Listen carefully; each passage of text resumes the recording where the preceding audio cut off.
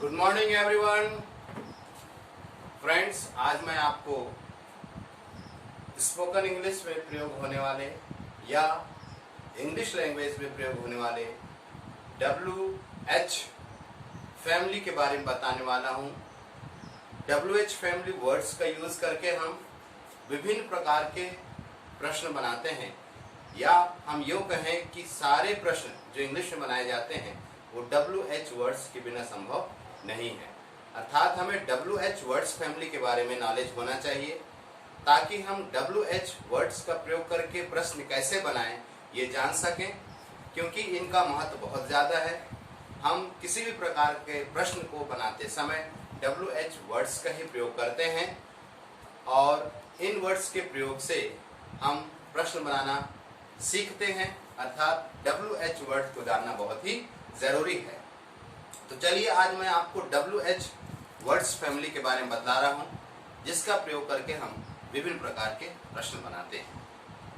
तो चलिए शुरू करते हैं। सबसे पहले देखिए आप WH वर्ड्स फैमिली में मैंने लिखा है WHO हु।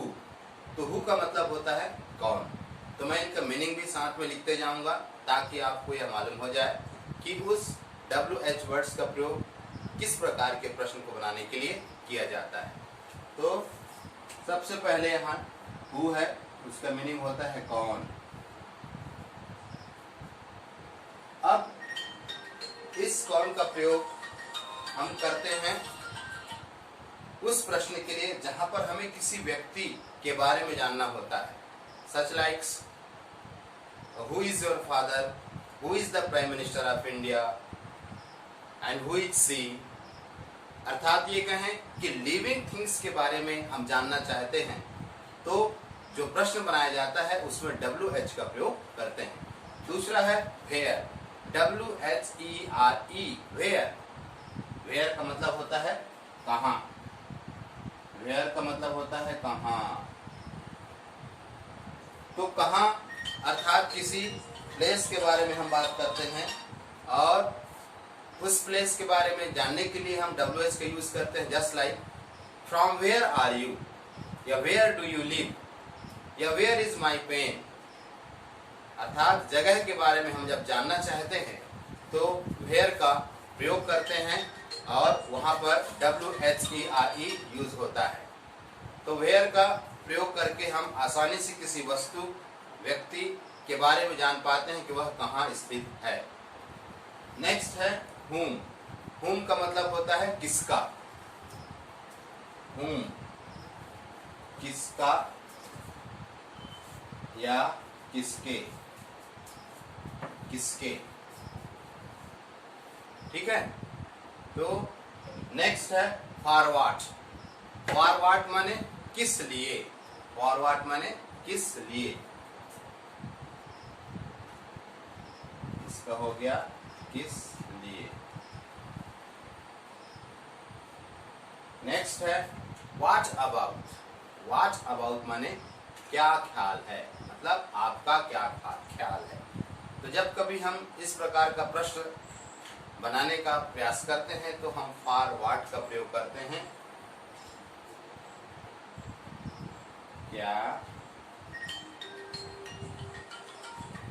ख्याल है। अगला है वाई। वाई का मतलब होता है क्यों। वाई भी बहुत ज्यादा प्रयोग होता है हमारे इंग्लिश लैंग्वेज में कि why are you coming, why are you sad, why are you do, या why are you playing, why are you eating, why are you going there. तो वाई का मतलब होता है क्यों। जब कभी भी हमें कोई रीजन जानना होता है, जब कभी भी हमें कोई कारण जानना होता है तो हम वाई का प्रयोग करते हैं। अगला है whenever। whenever माने जब कभी। whenever का मतलब जब कभी। when का मतलब जब, मतलब समय। समय के बारे में हम जब बात करना चाहें और उससे रिलेटेड कोई प्रश्न करना चाहें तो when का प्रयोग करते हैं। जैसे अगर कोई कहता है कि आप स्कूल कब जाते हो तो when do you go to your school।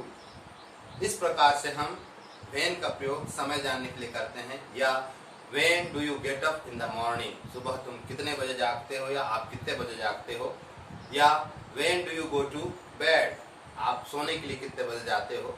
ये सारे प्रश्न जहाँ पर समय की बात हो, समय जाननी हो, तो वहाँ पर हम व्हेन का प्रयोग करते हैं, लेकिन यहाँ पर है व्हेनेवर माने जब कब। नेक्स्ट है इसी से रिलेटेड व्हेन। तो व्हेन का मतलब होता है जब या कब। व्हेन माने कब, व्हेन माने कब, दोनों का हम यूज कर सकते हैं। यहाँ व्हेनेवर माने जब कभी हो गया तो इसको हम मिटा देते हैं, यहाँ लिख देते हैं कब। अभी मैंने बताया कि व्हेन का प्रयोग समय जानने के लिए करते हैं। अगला है हुज। हुज का मतलब होता है किसका। हुज का मतलब होता है किसका। हुज इज दिस पेन, यह पेन किसका है। Whose bicycle is this, whose house is this. तो जब कभी भी हम जानना चाहते हैं किसी वस्तु का मालिक कौन है, किसी स्थान या घर का मालिक कौन है, किसी चीज का मालिक कौन है, या वह चीज किसका है, तब हम प्रयोग करते हैं whose. Whose pen is this, whose bicycle is this, यह साइकिल किसका है, यह पेन किसका है। इस प्रकार से WHOSE हुज, हुज का प्रयोग करते हैं। अगला है व्हिच। व्हिच का मतलब होता है कौन सा, कौन सा। ये बहुत जनरली प्रयोग होने वाला WH वर्ड है। Which is your pen, which is your class, which is your shirt. इस प्रकार से हम जब कभी किसी वस्तु के बारे में जानना चाहें कि किसी व्यक्ति का वस्तु कौन सा है, तो वहां पर हम क्या प्रयोग करते हैं, विच। अगला है हाउ। हाउ का मतलब होता है कैसे। हाउ, हाउ का मतलब होता है कैसे। How are you, how are you, आप कैसे हैं। हाउ डू यू डू, आप कैसे हैं। तो इस प्रकार से हम हाउ का प्रयोग कैसे के लिए करते हैं। नेक्स्ट है फ्रॉम वेयर। जैसे मैंने पहले ही बताया था कि फ्रॉम वेयर माने आप कहां से हैं। फ्रॉम वेयर, कहां से। जगह के बारे में जानने के लिए हम WH का यूज करते हैं, उसमें हम फ्रॉम वेयर लिखते हैं, उसके बाद हम क्वेश्चन बना सकते हैं। अब उसके बाद है सिंस व्हेन, कब से। सिंस व्हेन, कब से। सिंस का प्रयोग एक निश्चित समय के लिए होता है और फार का प्रयोग अनिश्चित समय के लिए होता है। तो सिंस व्हेन माने कब से। एक निश्चित समय के बारे में जब कोई व्यक्ति बताना चाहेगा या कोई व्यक्ति जानना चाहता है प्रश्न के माध्यम से, तब हम प्रयोग करते हैं कब से। नेक्स्ट है विथ whom, किसके साथ। whom का प्रयोग पहले भी बता चुका हूं, तो इसका होता है किसके साथ। विथ whom माने किसके साथ। अगला है हाउ मेनी। हाउ मेनी माने कितने। हाउ मेनी माने कितने। अब दो चीजें यहाँ पर आप दोनों में डिफरेंस बताऊंगा आपको कि हाउ मेनी और हाउ मच। इसमें होता है कितना। देखिए यहाँ पर है हाउ मेनी और ये है हाउ मच। यहाँ दोनों में अंतर ये है कि हाउ मेनी का प्रयोग हम ऐसे प्रश्न बनाने के लिए करते हैं जहां पर हम उसका उत्तर संख्यात्मक रूप से चाहते हैं। Just like how many members in your family, आपके परिवार में कितने सदस्य हैं। लेकिन जहां पर अगर हम तादाद में, मात्रा में किसी प्रश्न का उत्तर जानना चाहते हैं, वहां पर हम हाउ मच का यूज करते हैं।